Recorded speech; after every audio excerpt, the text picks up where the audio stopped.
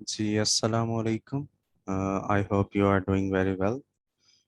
वालेकुम अस्सलाम। जिन्होंने मैसेज किया, रिकॉर्डिंग स्टार्ट कर दी है मैंने। कल की रिकॉर्डिंग का मैंने आपको बताया था कि मैंने एक ग्रुप में लिंक सेंड किया था। मेरी पुरानी क्लास थी, उसमें मैंने थर्ड कैंडलस्टिक पैटर्न पढ़ाए थे। तो आप वो वाली वीडियो देख लें, सेम वही है बल्कि उसमें ज़्यादा बेहतर है। आप उसको, जो हमारा यूट्यूब चैनल है उसके अंदर मतलब टोटल कैंडलस्टिक पैटर्न की जो क्लासेस हैं वो सारी हैं। आप उनको फाइंड आउट करके वहाँ से भी थोड़ा बहुत हेल्प आपको मिल सकती है। ज़रूरी नहीं है कि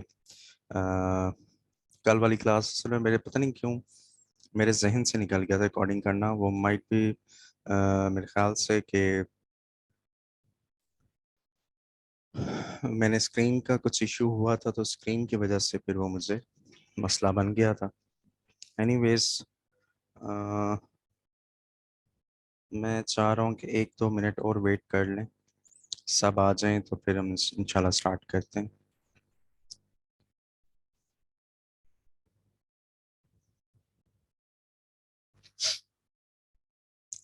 मेरी आवाज़ और मेरी स्क्रीन आपको क्लियर है? इतना चलो ये बता दें, आवाज़ और स्क्रीन क्लियर?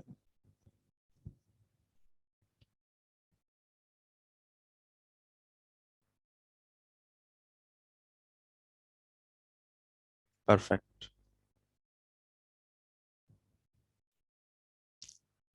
परफेक्ट।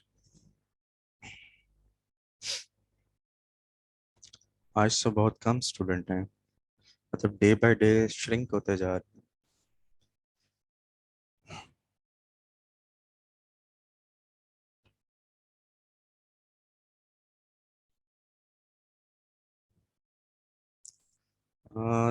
टाइम नहीं वेस्ट करते। क्या कहते हैं, 1-2 मिनट वेट कर लें या स्टार्ट करें?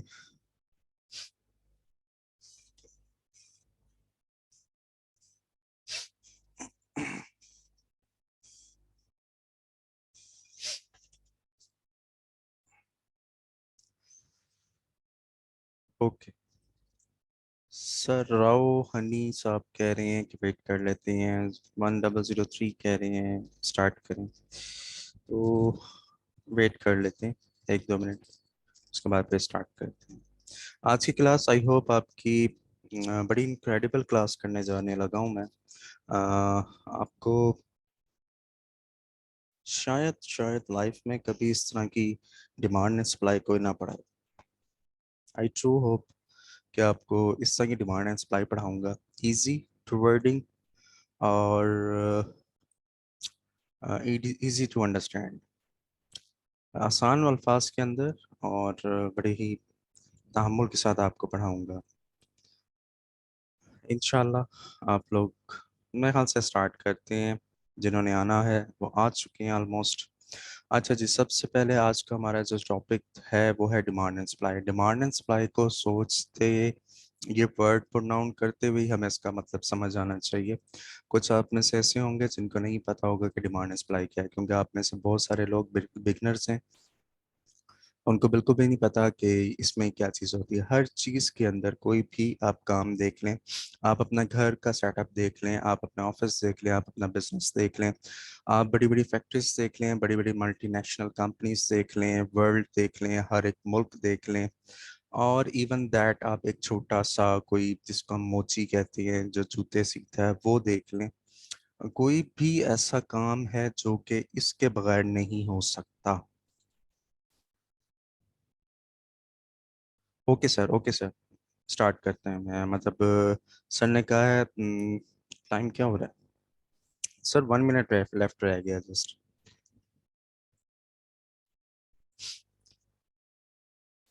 चलें 1 मिनट और वेट कर लेते हैं।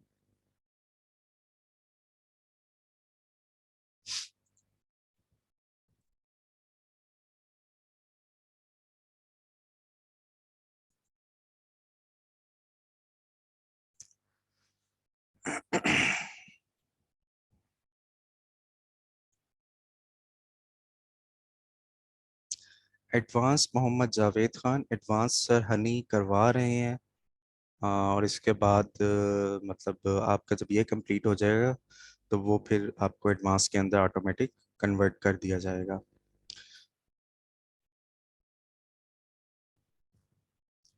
आई थिंक सर स्टार्ट करता हूँ। Pleasure. I think sir start करता हूँ क्योंकि फिर इसका ना जूम का टाइम काफ़ी लिमिटेड होता है। ऑलरेडी मैंने 8:25 पे स्टार्ट किया था, तो 10 मिनट वैसे ही निकल चुके हैं। जी श्योर। अच्छा, मैंने ये बता रहा था कि डिमांड एंड सप्लाई आज का हमारा टॉपिक है, और डिमांड एंड सप्लाई एक ऐसा सब्जेक्ट है जो कि आपके घर से लेके बड़े मुल्कों तक सब जगह ये अप्लाई होता है। ठीक है, एक छोटी सी दुकान वाला, एक मिठाई की दुकान वाला, कोई भी है, तो उनके पास demand and supply. Demand and supply से स्टार्ट करने से पहले एक आपको एग्जांपल दे देता हूँ ताकि आपका माइंड जरा फ्रेश हो जाए। मैं पढ़ाने क्या जा रहा हूँ, ताकि आप लोग उसको जल्दी से पिक कर सके और आपको अंडरस्टैंड कर सकें उस बात को जो मैं आगे आपको बताना चाह रहा हूँ। कुछ भी मुश्किल नहीं होता। फॉरेक्स के अंदर बहुत चीज़ें होती हैं जो कि बहुत आसान है, और टाइम के साथ ये आता है। मेरे कुछ कीवर्ड्स होंगे, वो आप हमेशा याद रखिएगा कि फॉरेक्स आपको मेहनत से नहीं, आपको काम करने से नहीं, आपको इश्क करने से आएगी। ये मेरे वर्ड्स याद रखिएगा। फॉरेक्स आपको इश्क करने से आएगी, जिससे इश्क में इंसान पागल हो जाता है और 24 घंटे उसी के उसमें रहता है। तो जब तक आपको फॉरेक्स के साथ इश्क नहीं होता तो आप इसके अंदर सीख नहीं पाते।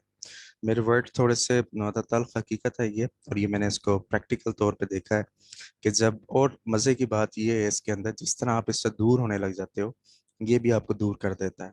मीन्स ये कि आप इसको 1 डेढ़ महीने आप इसके साथ टैच ना रहो, तो ये आपको भूल भूल जाता है, आपको ये स्किप होने लग जाता है इसकी चीज़ें आपके माइंड से। अच्छा जी, इसकी एग्जांपल, डिमांड एंड सप्लाई की एग्जांपल ये दे सकता हूँ मैं, जिस तरह भी हमारे पाकिस्तान के अंदर कोविड आया था। कोविड के अंदर हमारे जो फेस मास्क थे ग्रीन कलर के, तो वो बहुत ज़्यादा शॉर्टेज हो गई थी उनकी। शॉर्टेज क्यों हुई थी उनकी? क्योंकि उसकी कंजम्पशन बढ़ गई थी। कंजम्पशन क्यों बढ़ी थी? हर बंदे को मास्क की ज़रूरत थी, हर बंदा मास्क पहनना चाह रहा था। और इसी वजह से पहले मुझे याद है, मेरे ख्याल से उसका जो पूरा पैकेट था, जो उसका पूरा डब्बा था, 160 समथिंग का, उसमें 100 पीसेज होते थे, वो मिल जाता था। फिर हमने देखा वही मास्क एक 500 का भी सेल हुआ, पूरा वो बॉक्स तकरीबन 500 600 का सेल हुआ। ऐसा क्यों हुआ?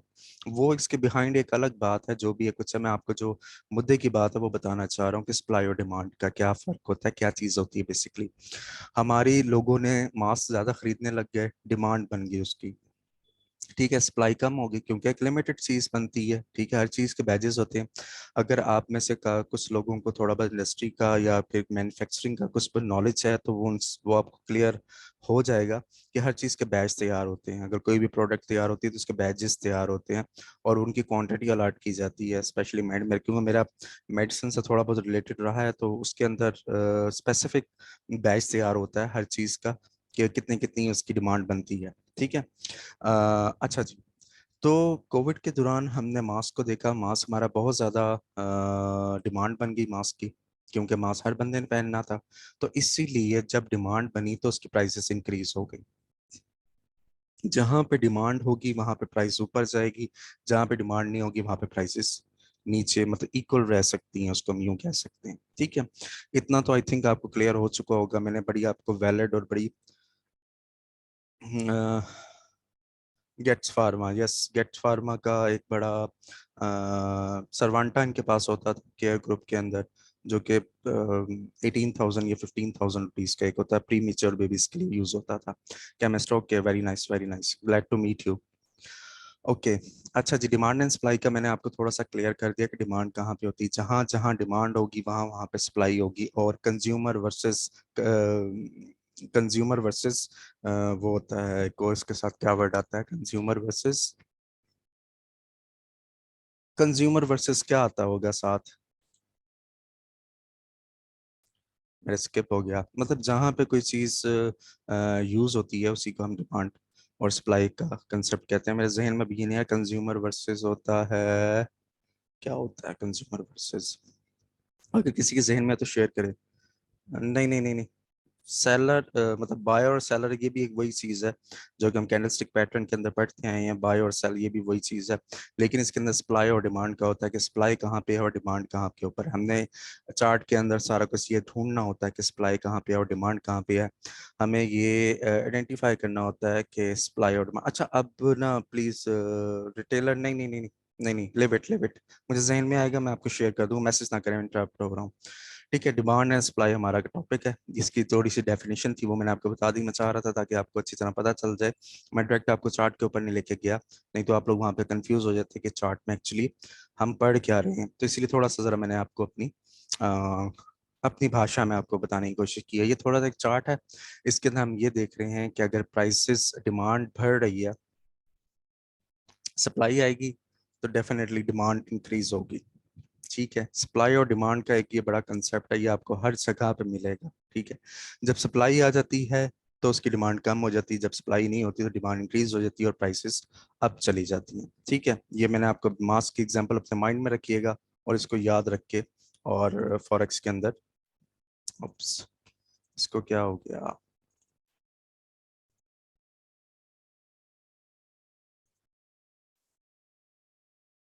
इसको क्या हो गया।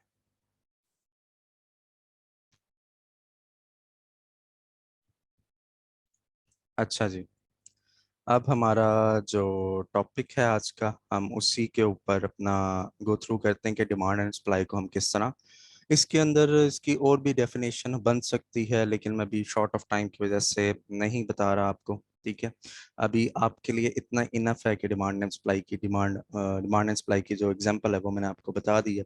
इसके अंदर प्राइसेस का भी होता है काफ़ी, और भी इसके अंदर चीज़ें हैं, वो फिर आपको जब आप एडवांस लेवल में जाएंगे तो वहाँ पे आपको डिमांड एंड सप्लाई का कंसेप्ट क्लियर कर दिया जाएगा। और राइट, अब डिमांड एंड सप्लाई को हम चार्ट के अंदर किस तरह आइडेंटिफाई करें, हमें पता चल गया डिमांड जहाँ पे आएगी वहाँ पे सप्लाई भी लाजमी होती है। दो चीज़ें होती हैं, बाय और सेल होता है, इसी तरह डिमांड एंड सप्लाई होती है। टोटल गेम इसी के ऊपर चल रही होती है, जहाँ पे डिमांड होगी वहाँ पे सप्लाई, अंडरस्टूड बात होगी। क्योंकि आपके घर की अगर कोई भी डिमांड है, इन्वेंट्री आपके घर की कोई भी, इन्वेंट्री नहीं कहेंगे, घर की कोई भी डिमांड है, मतलब जैसे मंथली आपका सामान आता है तो आपकी वो एक डिमांड बन गई। जब आपकी सप्लाई आ जाएगी तो आपकी डिमांड खत्म हो जाएगी। सिंपल इज दैट, इसका यही एक वालेकुम अस्सलाम, मैडम भी आई हुई हैं आज तो, गुड टू सी यू। अच्छा, अस्सलाम वालेकुम। वालेकुम सलाम मैडम, ठीक हैं आप? अल्हम्दुलिल्लाह सर, आप कैसे हैं? अल्हम्दुलिल्लाह ठीक ठाक, थैंक यू सो मच, आपने ज्वाइन किया। नहीं सर, मैंने कल भी आपको ज्वाइन करना था, बस मैं बिजी थी। अभी भी मेरे पास इंटरनेट नहीं था। बिलीव करें कि मैंने भाई से कह के कि इंटरनेट लिया है और मैं क्या, मैं हम्म सर की क्लास ज्वाइन करूँ। सारे एडमिन्स को भी मैंने कहा कि आज सर की क्लास ज्वाइन करनी है। हम्म। लेट हो गई फिर। चलें कोई बात नहीं, मैंने बस सर अपनी, जैसे ही क्लास होती है ना, तो आपने मुझसे ना मीटिंग करनी है, मुझे कॉल करनी है आपने। अच्छा श्योर, मैं आपको करता हूँ। ठीक है, कंटिन्यू करें आप। सॉरी, आपकी क्लास मैंने इसीलिए ना नहीं मैसेज नहीं, कर दिया था कि आपकी क्लास ना डिस्टर्ब नहीं हो। नहीं नहीं नहीं, इट्स ऑनर टू मी कि आप क्लास के अंदर आई, थैंक यू सो मच, खुशी हुई देख के। चलिए, आप कंटिन्यू करें। ओके, अच्छा जी, हमने पढ़ लिया डिमांड एंड सप्लाई को कि हमारे डिमांड एंड सप्लाई असल में बेसिकली ये भला है क्या चीज़। ठीक है, अब इस चीज़ को हमने चार्ट के अंदर आइडेंटिफाई करना होता है कि डिमांड एंड सप्लाई को हम चार्ट के अंदर किससे आइडेंटिफाई करते हैं। बहुत ही आसान और बहुत ही कारआमद तरीका मैं आपको बताने जा रहा हूँ, अगर आप लोगों के जहन में बैठ जाएगा तो आप लोग इसको कैच कर सकते हैं बड़ी इजीली। अगर आपके जहन में नहीं बैठेगा तो आप लोग सारी ज़िंदगी इसको ढूंढते रहेंगे, या आपको नहीं मिलेगा। तो फुल अटेंशन के साथ, तवज्जो के साथ मेरी आवाज़ को और स्क्रीन को देखते रहिएगा।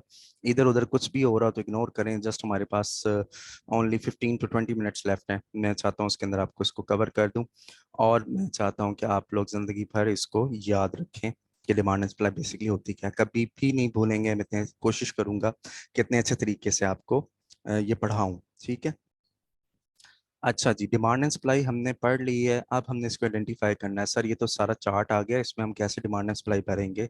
ये है डिमांड हमारी, क्या है डिमांड, है क्या चीज़ है असल में, हमें चार्ट के अंदर तो बताएं थोड़ा सा। मैं वही बताने जा रहा हूँ आपको। आपने क्या करना है, कोई भी टाइम फ्रेम निकाल लें, day one, weekly, monthly, 15 minutes, 5 minutes, 1 minute, कोई भी टाइम फ्रेम, आई रिपीट कोई भी टाइम फ्रेम आप निकाल लें। ठीक है, आपको डिमांड एंड सप्लाई मिल जाएगी, लेकिन जब तक आपकी आई स्क्रिप्ट नहीं होगी। लेकिन मैं प्रेफर करूंगा आप स्टार्टिंग में इसको बड़े टाइम फ्रेम में देखना, मतलब H1 से ऊपर ऊपर वाले टाइम फ्रेम में आपको देखना, तो आपको इसको जल्दी आइडेंटिफाई कर लोगे। जिस तरह मैंने आपको कैंडल स्टिक का बताया था कि यार ये जो ये टर्निंग पॉइंट्स होते हैं ना, जो कि ये टर्निंग पॉइंट्स हैं, यहाँ पे कैंडल स्टिक पैटर्न आपको मिलेंगे सेम लाइक दैट। आपको यहीं पे ही आपको डिमांड एंड सप्लाई मिलेगी, जहां पे डिमांड होगी वहीं पे सप्लाई भी आएगी, और अंडर 110% ऐसा ही होता है। अच्छा जी, हम इसको आइडेंटिफाई कैसे करते हैं, ये दोनों इसके अंदर भी आगे कैटेगराइज होती हैं इसकी भी, वो जब आप आगे चलेंगे तो फिर मैं आपको बता दूंगा, आगे जब एडवांस क्लास होगी तो उसके अंदर बता देंगे। अच्छा जी, आपने आइडेंटिफाई क्या करना है, आपने इसको जूम इन करना है, चार्ट ओपन कर लिया। जिस तरह मैंने बताया टर्निंग पॉइंट क्या होंगे उसके, जिस तरह अब हमें नजर आ रहा है, एक ये टर्निंग पॉइंट है, ठीक है, ये टर्निंग पॉइंट है। मैंने ये इत्तेफाक से गोल्ड का चार्ट निकल गया, मैं दूसरा चार्ट भी कोशिश करूंगा आपको निकाल के उसमें सही तरह बता दें, कहीं ये ना कहें सर जी ये तो गोल्ड, तो आप इसको, आपको पता ही होगा गोल्ड का, लेकिन चलो एग्जाम्पल के तौर पर गोल्ड को आप देख लेते हैं। और राइट, इसका ये टर्निंग पॉइंट है, ठीक है। हमारे पास इस तरह की दो कैंडल्स होंगी, ठीक है। इसका रूल क्या होगा, रूल हमेशा याद रखिएगा, जहां पे भी डिमांड बनेगी या सप्लाई बनेगी, उससे आगे मार्केट बड़े शार्प मूव में जाएगी। जिस तरह यहाँ पे एक शार्प मूव लिया मार्केट ने, उसको रीटेस्ट किया, रीटेस्ट करने के बाद दोबारा एक शार्प मूव लिया, ठीक है। तो हमने सबसे पहले ये देखना है कि मार्केट ने ऐसा कौन सा पॉइंट है जो टर्निंग पॉइंट हो और मार्केट ने उसको बड़ा शार्प मूव लिया हो, ठीक है। हमने इसको ये इसके लो के नीचे इस वाली कैंडल को हमने लेना है। मैं और जूम इन कर दूं आपको, ओप्स,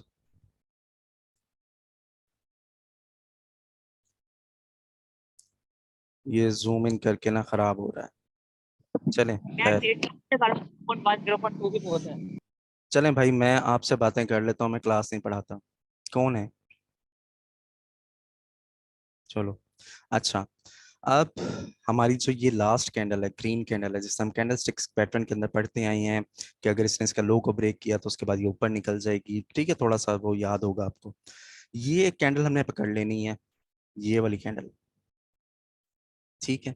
इस कैंडल को, ओप्स, ये वाली कैंडल हमने पकड़ लेनी है, इसके लो के नीचे हमने एक लगा देनी है, और हमने इसके हाई के ऊपर, सॉरी, इसकी बॉडी के ऊपर हमने एक लगा देनी है। इन दोनों का एक नाम होता है, ऊपर वाली होती है प्रॉक्सिमल लाइन और नीचे वाली होती है डेस्टिमिनल लाइन, ठीक है। इफ आई रॉन्ग प्रोनाउंस तो प्लीज फॉरगिव मी। ये मतलब आपके लिए आसानी के लिए आप छोड़ें इसको, इस लैंग्वेज को। मेरी कोशिश ये होती है कि मैं आपको फॉरेक्स की टर्म्स में ना पढ़ाऊं, मैं आपको आसान लफ्जों में बना बताऊं ताकि आप जहन में बैठ जाए। जब मैं फर्स्ट टाइम कैंडलस्टिक पैटर्न पढ़ने लगा था, कैंडलस्टिक को पढ़ने लगा था, तो जो हमारे टीचर थे वो कहते थे बुलिश कैंडल, बेरिश कैंडल, और मैं सर दिल के अंदर गालियां देता था, भाई तू रेड और ग्रीन कह दे, मुझे सही तरह समझ आ जाएगी, एम बुलिश और बेरिश में खपाया हुआ दिमाग खराब कर रहे हो, नहीं समझ आती थी। तो मैं इसीलिए चाहता हूँ कि क्योंकि आप लोग नए हैं, आप लोगों का भी इतना जल्दी समझ नहीं आएगी, तो इसीलिए मैं आसान वर्डिंग यूज करता हूँ ताकि आप लोगों को समझ आ जाए, और जो समझ आ जाएगी तो फिर आप इसमें कामयाब जरूर हो जाएंगे, ठीक है।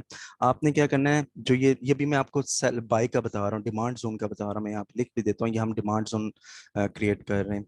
और आपको एक मजे की बात भी बताऊंगा इसकी, जो आपको एडवांस कोर्स के अंदर जाके आपको ये पता चलेगा कि ये क्या है, चीज है। मतलब जो चीज मैंने आपको पढ़ाई है ये क्या चीज है, बेसिकली ये स्मार्ट मनी कॉन्सेप्ट भी कहलाता है, ठीक है। ये आपने देख लेना है, आपने एक कैंडल मिली। अच्छा, अब इसके रूल्स क्या हैं, जो इसके रूल्स हैं वो रूल्स अच्छी तरह से याद रखिएगा। फर्स्ट ऑफ ऑल, मार्केट के बैक साइड पे कोई भी कैंडल ना हो। वो कैसे सर जी, कैंडल क्यों ना हो उसके पीछे, बता देता हूँ। मतलब अगर यहाँ पे कैंडल होगी, इधर कैंडल होगी, या इधर कैंडल होगी, तो ये हमारा डिमांड जोन नहीं बनेगा। डिमांड जोन के लिए मस्ट है कि इसका जो ये बैक एरिया है ये खाली हो, एटलीस्ट कोई 30 to 50 कैंडल्स ना हो इसके एरिया के अंदर, ठीक है। अब मैं इसको जरा क्लोज करूं तो मैं आपको जूम आउट करके दिखाता हूं कि ये देखें इसकी कितनी कैंडल्स यहाँ पे, ये देखें, ये हमने ड्रॉ की है ना, इसको हमने ड्रॉ किया है ना, इसको हमने ड्रॉ किया, तो आप ये देखें इसके कितनी पीछे तक कैंडल्स के कोई भी कैंडल्स नहीं है। ये यहाँ पे इसने डिमांड जोन बनाया, बड़ा स्ट्रॉन्ग अपना डिमांड जोन बनाया, और ये इतना वैलिड होता है कि इसकी मैं इंपॉर्टेंस आपको दिखाता हूँ। अगर आपके बिलीफ के ऊपर बात है कि आप किस बिलीफ के अंदर मार्केट को टैकल करते हैं, किस बिलीफ से मार्केट के अंदर उतरते हैं, ये जब आपकी एडवांस क्लासेस होंगी उसके अंदर ये एडवांस बातें आपको तब बताई जाएंगी कि बिलीफ क्या चीज़ होती है फॉरेक्स के अंदर, साइकोलॉजी क्या होती है फॉरेक्स के अंदर, और इसके टेक्निकल चीज़ें क्या क्या होती हैं। और राइट, अच्छा जी, हमने इसकी बॉडी के ऊपर जो डिमांड बनाएंगे उसकी बॉडी के ऊपर, और नीचे हम उसकी जो विक होगी उसके ऊपर हम एक लाइन लगा देंगे, हमारा बस इतना काम है। रूल क्या होगा, रूल ये होगा उसके बैक साइड के ऊपर कोई भी कैंडल्स ना हो, ये बिल्कुल लास्ट कैंडल हो, ये बिल्कुल लो हो, ठीक है, लोअर लो कह लो उसको, या यहाँ पे मैं लिख देता हूँ ताकि आप लोग परेशान ना हो, लोअर लो एरिया, एल, लोअर लो एरिया, ठीक है। ये लोअर लो एरिया आपका, ठीक है, इसके बाद और कोई भी लो मार्केट ने नहीं लगाया, ठीक है। ये लोअर लो एरिया आपका मार्केट ने सबसे ज्यादा जो लो है वो यहाँ पे लगाया है। ठीक है। अब जी आप इसको ये देखें, उसके बाद मार्केट ने एक हाई पंप लिया है, एक बड़ी कैंडल बनाई है मार्केट ने। जूम इन करता हूँ ताकि आपको इजीली नजर आ जाए। मार्केट ने एक बड़ी कैंडल बनाई है, उसके बाद फिर रेड कैंडल आई है, फिर मार्केट ने उसको रीटेस्ट किया। रीटेस्ट होता है किसी भी चीज को दोबारा रीचेक करना, या दोबारा उसकी टेस्टिंग करना, या उस लेवल को ब्रेक करने की कोशिश करना। ठीक है। और मार्केट ने उसको रीटेस्ट किया है। रीटेस्ट करने के बाद मार्केट वहीं से एक हाई पंप लेके मूव कर गई है ऊपर की तरफ। ठीक है। ये मैं आपको बता, जरूरी नहीं है कि ये चीज बहुत इंपॉर्टेंट है कि मार्केट जो भी आप इस तरह के डिमांड जोन फाइंड आउट करेंगे, उसके बाद एक शार्प मूव होनी चाहिए। एक शार्प मूव होनी चाहिए। ठीक है, जिससे ये शार्प मूव है। अच्छा, उसके बाद मार्केट ने इसको ये देखें, एक टच किया, दो टच किया, ये तीसरा टच देखें, एग्जैक्टली इसके यहाँ तक आया, लेकिन मार्केट इसको सरवाइव नहीं कर सकी। जब आप एडवांस लेवल के अंदर टग ऑफ वार पढ़ेंगे ना, तब आपको पता चलेगा कि ये लेवल्स कितने इंपॉर्टेंट होते हैं। टग ऑफ वॉर के अंदर भी ये होता है कि मार्केट का राइट और लेफ्ट बना दिया जाता है, उसके बाद फिर उसको आइडेंटिफाई करते हैं। अच्छा जी, यहाँ से फिर ये देखें कि इसको रिजेक्शन मिली है, इसको यहाँ से डिमांड जोन से इन्होंने हिलने नहीं दिया, और मार्केट फिर दोबारा शार्प मूव ऊपर करती है। दोबारा अगेन मार्केट इसके अंदर आई है, और इधर से दोबारा मार्केट ऊपर चली गई। अब अगेन मार्केट ने इसको ब्रेक कर दिया। गोल्ड की करंट कैंडल यहाँ पे चल रही है। ठीक है। तो ये तो हमारा हो गया एक डिमांड जोन। ठीक है। अब मैं आपको एक सप्लाई जोन ढूंढ के बताता हूँ। सप्लाई जोन, चलो इस गोल्ड के अंदर ही ढूंढूं। चलो इसकी बनी पड़ी है। ओके।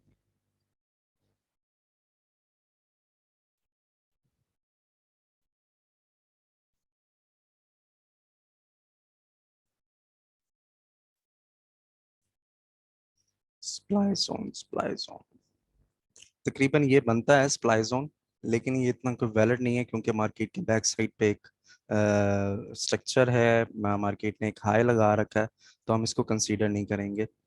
थोड़ा सा हम इसको मान लेते हैं सिर्फ आप लोगों को समझाने के लिए। ठीक है। उसकी हमने, इसकी हम बॉडी पे लगाएंगे और विक पे लगाएंगे, और इधर हम इसकी बॉडी पे लगाएंगे। ठीक है। जूम इन कर देता हूँ, आप लोगों को दिखा देता हूँ। बैक साइड पे कोई इतना स्ट्रक्चर नहीं है, कोई कैंडल्स वगैरह नहीं है, कुछ नहीं है। ठीक है। हमने इसकी ये लगा दिया। इधर से मार्केट ने एक शार्प मूव लिया है डाउन साइड की तरफ। ठीक है। डिमांड आ गई, सप्लाई आ गई, सप्लाई जोन देख रहे हैं हम। यहाँ पे लिख देता हूँ ताकि आप लोगों को कंफ्यूजन ना हो।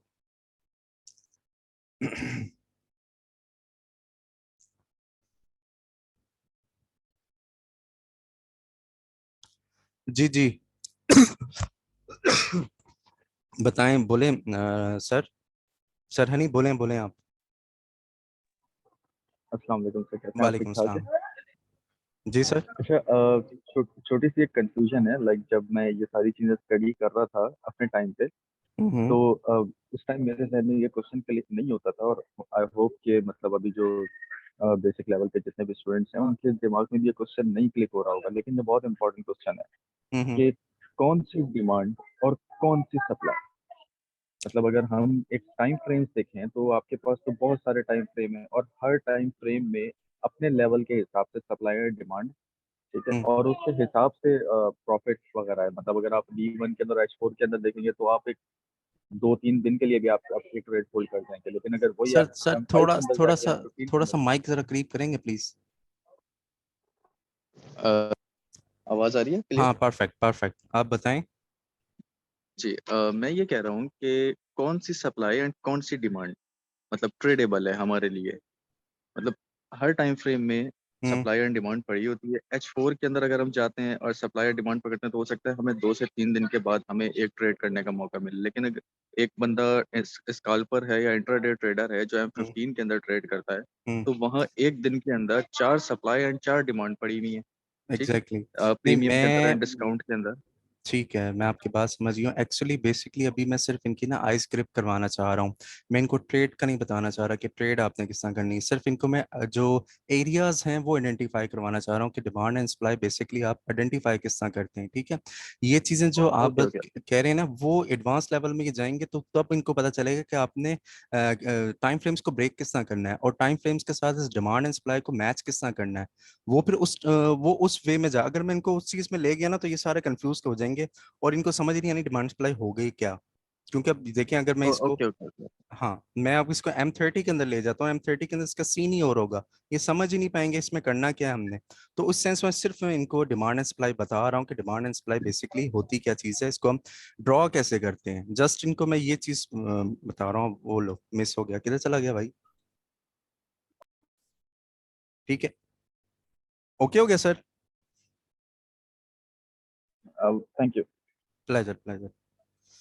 अच्छा जी ये हमने एक सप्लाई जोन बना लिया इसका, ठीक है। सप्लाई जोन के आगे आप देख रहे होंगे कि मार्केट ने बहुत शार्प मूव लिया है डाउनवर्ड, इसके बैक साइड पे कोई नहीं है, सेम रूल, ठीक है। इसके आगे मार्केट ने एक बहुत शार्प मूव लिया है, जिसको मतलब नॉर्मली इसके अंदर भी चार पांच चीजें आ जाती हैं, रैली बेस रैली आ जाता है, ड्रॉप बेस ड्रॉप आ जाता है, और भी इसके अंदर चीजें आती हैं।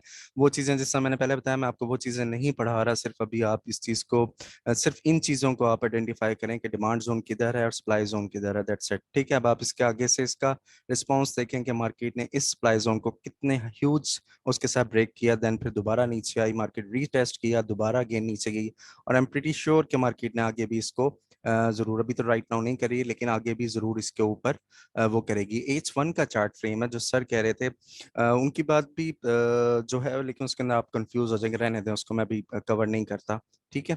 ये डिमांड एंड सप्लाई जोन के रूल्स होते हैं, और इनको आइडेंटिफाई करने का वे होता है कि आप इसको किस तरह करते हैं, जिस समय मैंने इसको किया।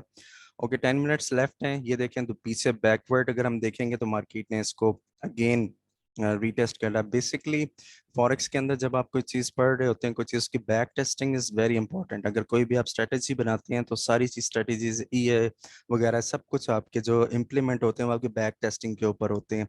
देन फिर आप रियल मार्केट के अंदर उसको फिर डेमो के अंदर आप अप्लाई करते हो। तो back testing is very important, आप इसको बैक टेस्टिंग इसकी कीजिएगा, मार्केट को बैक पे जाके इसका हाई देखिएगा कि मार्केट ने कहाँ से मेजर इसका टर्न हुआ है, ठीक है। अब ये देखें, यहाँ से देखने वाले कहेंगे जी ये वाला इसका मेजर हाई टर्न है, but wrong, this is the trapping of buyers, buyers को यहाँ पर ट्रैप किया गया है, क्योंकि मार्केट ने सेलर्स के अंदर सेल में जाना था, और वो यहाँ पे उन्होंने एक डिमांड जोन ब्रेक किया, और यूं समझ लो कि उन्होंने एक नया डिमांड जोन यहाँ पे क्रिएट करके दोबारा नीचे डाउन चले गए हैं।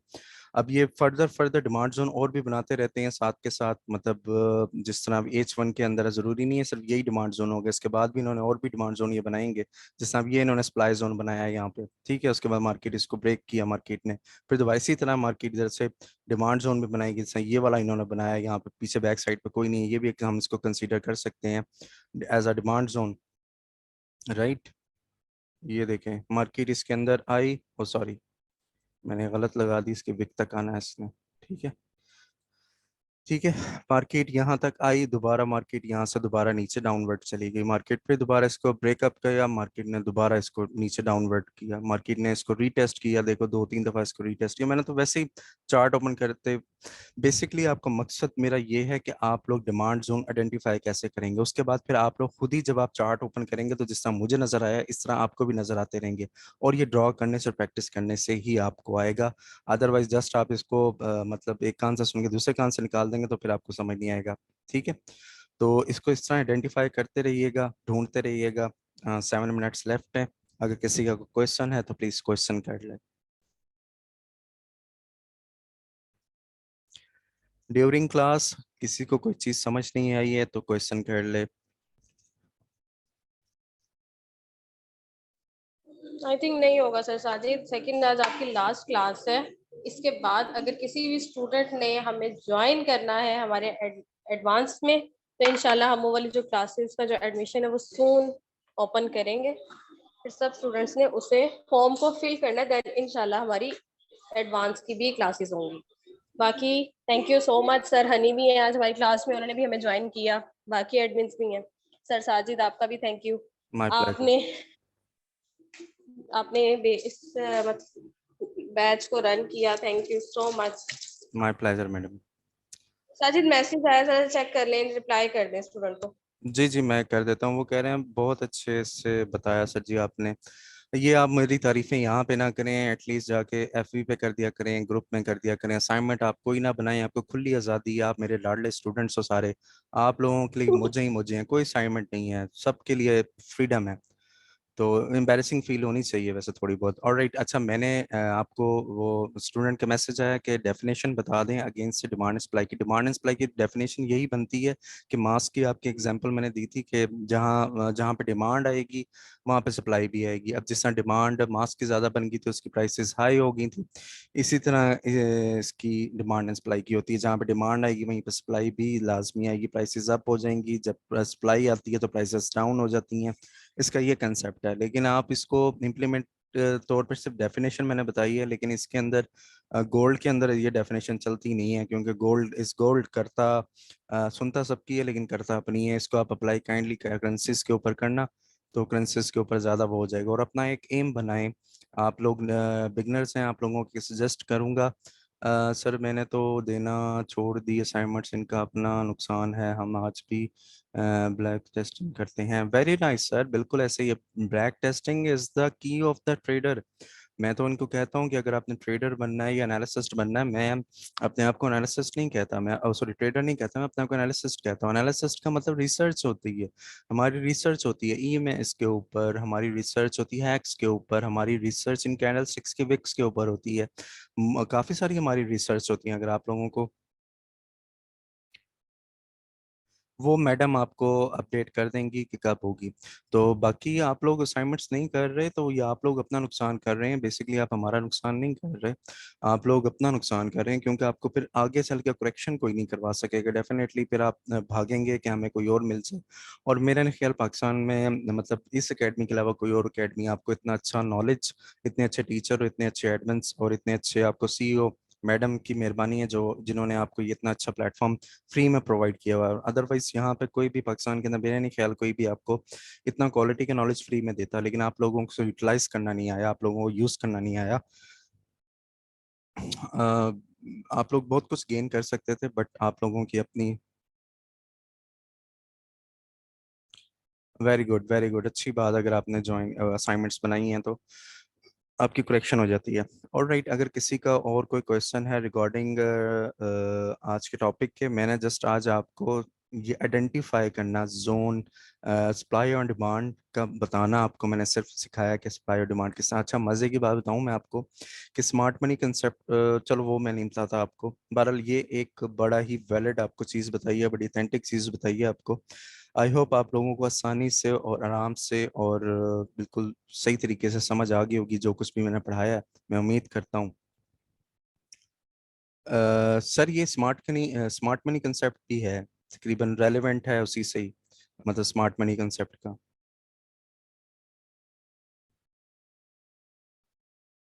ये जो डिमांड जोन बन रहे हैं ये सर तकरीबन स्मार्ट मनी कंसेप्ट से रेलेवेंट बनते हैं। उसके अंदर सिर्फ इसके अंदर हमने इसके विक को यूज़ किया, उसके अंदर जस्ट हम इसके बॉडी को यूज़ करते हैं, इसकी बॉडी को यूज़ करते हैं। स्मार्ट मनी कंसेप्ट के अंदर हम इसकी बॉडी को यूज़ करते हैं और हम इसके ट्रेंडिंग पॉइंट्स को देखते हैं। उसके बाद फिर इसके आगे हम ऑर्डर ब्लॉक्स को वगैरह को, वो तो आप माशाल्लाह करवा ही रहे हैं।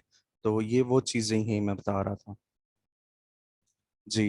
क्योंकि मैं इनको डिटेल में नहीं बताना चाह रहा था, क्योंकि ये फिर दोबारा कंफ्यूज हो जाएंगे, क्योंकि हमारे लाडले स्टूडेंट हैं। इन्होंने फिर ना ग्रुप के अंदर कह देना सर जी वो स्मार्ट मनी का आप बता रहे थे उसका क्या मतलब हुआ, ये तो उधर नजर ही नहीं आ रहा। फिर बंदा सर पकड़ के बैठ जाता है। मैंने तो ऐसी कोई बात नहीं की थी, मैं तो सर से बात कर रहा था। आप लोगों को सिर्फ इतना बता रहा हूँ कि आप लोगों ने सिर्फ ये डिमांड एंड सप्लाई को देखना है, इसको आइडेंटिफाई किस तरह करना है, बाकी आपने कोई बातों को गौर नहीं करना। और दूसरा अपना एक एम बना लें। 2 मिनट रह रहे हैं, आप लोग अपना एक एम बना लें कि आप लोगों ने ट्रेडिंग करनी कौन सी है, आप कैसा ट्रेडर बनना चाहते हैं, किसके ऊपर ट्रेडिंग करना चाहते हैं आप लोग। एडवांस में कौन सा मेथड पढ़ाया जाएगा, एडवांस के अंदर हम पढ़ाएंगे कि क्या बताऊं आपको, अभी तो एडवांस का सारा शेड्यूल मैडम बनाएंगे, सर बनाएंगे, उसके बाद ही आपके साथ शेयर कर दिया जाएगा। आपको कोई डॉक्टरी नहीं सिखाई जाएगी, आपको ट्रेडिंग ही सिखाई जाएगी। रेलिवेंट क्वेश्चन उसमें, रेलिवेंट ही सब्जेक्ट्स होंगे। ठीक है मोहम्मद जावेद।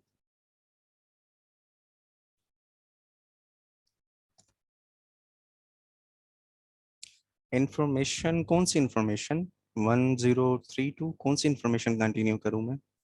मैंने जो भी, अच्छा हाँ, मैं ये बात कर रहा था कि आप लोगों को अपना एम होना चाहिए। आपने गोल्ड के ऊपर ट्रेडिंग करनी है, आपने करेंसीज के ऊपर करनी है, आपने किसके ऊपर करनी है। आप लोग अभी न्यू हो, आप लोग अभी न्यू हो, तो आप लोग अभी से अपना अपना कैरियर चूज कर लो। जिस तरह जब एमबीबीएस कर लेते हैं उसके बाद स्पेशलाइज करने के लिए, एफसीपीएस करने के लिए आपको 2 साल का कोर्स करना पड़ता है, और 2 साल का कोर्स आपको स्पेशलाइज करना पड़ता है कि आप एनेस्थीसिया में करना चाह रहे हो, थेरेपिस्ट बनना चाह रहे हो, सर्जन बनना चाह रहे हो, ब्रेन का बनना चाह रहे हो, कार्डिक का बनना चाह रहे हो, किसका बनना चाह रहे हो। ठीक है, तो अपने आप को थोड़ा सा इस तरह की तरह ना थोड़ी सा ट्रेन करें कि आपने किसके अंदर आपने ट्रेडिंग करनी है। सिर्फ ग्रीड की उसमें ना है कि गोल्ड में बड़ा पैसा है, गोल्ड बढ़ाओ, गोल्ड उड़ा के भी रख देता है। गोल्ड बताता नहीं है कि आपने स्टॉप लॉस कहाँ लगाया है, पूछता नहीं है आपसे कि आपने स्टॉप लॉस कहाँ लगाया। गोल्ड उड़ा के बताता है कि आपने यहाँ यहाँ स्टॉप लॉस लगाया था। तो गोल्ड के ऊपर तो बिल्कुल भी मत आएंगे। अभी आप करेंसीज के ऊपर रहिएगा, वहाँ प्रैक्टिस कीजिएगा अच्छी तरह। जब आप ट्रेंड हो जाए, जिस तरह क्रिकेट खेली जाती है, नेट के अंदर प्रैक्टिस होती है, उसके बाद फिर दोबारा जाके वो ग्राउंड के अंदर आते हैं, फिर वो मतलब अंडर 19 खेलते हैं, फिर 16 खेलते हैं, फिर जाके वो कमर्शियल लेवल पर खेलते हैं, फिर जाके कहीं वो तकरीबन इंटरनेशनल लेवल पे आके खेलते हैं। Okay, time is over. Thank you so much, आप लोग सबका बहुत बहुत शुक्रिया। जज़ाकल्लाह, ज़िंदगी बखैर। तो इंशाल्लाह फिर आप सबसे मुलाकात हो सकेगी। अदरवाइज दुआओं में ये ज़रूर याद रखिएगा। आप सब अपना बहुत सारा ख्याल रखिएगा। सी यू नेक्स्ट टाइम। अल्लाह हाफिज़।